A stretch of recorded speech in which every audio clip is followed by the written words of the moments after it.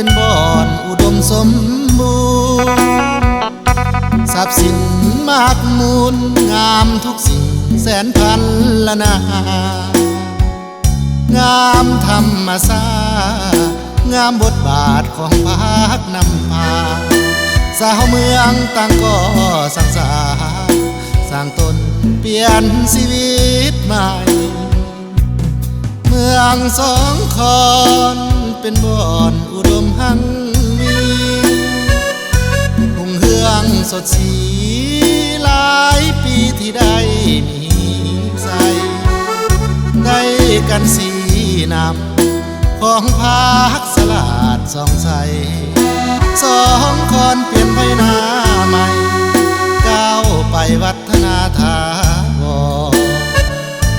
ระบบเรียกงานหันเข้าสู่แนวทางใหม่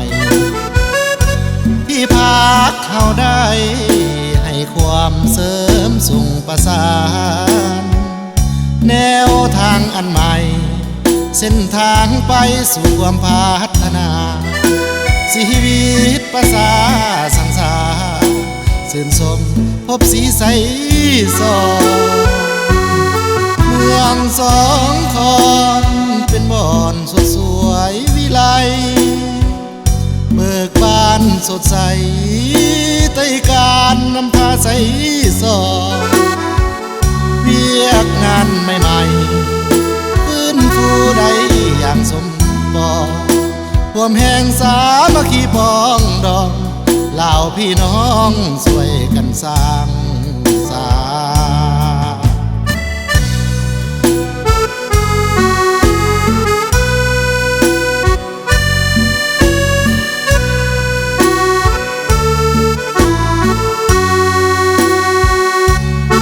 เราลงแล้วก็มอบให้สาวปักซองหรือว่าบุญสมบัติ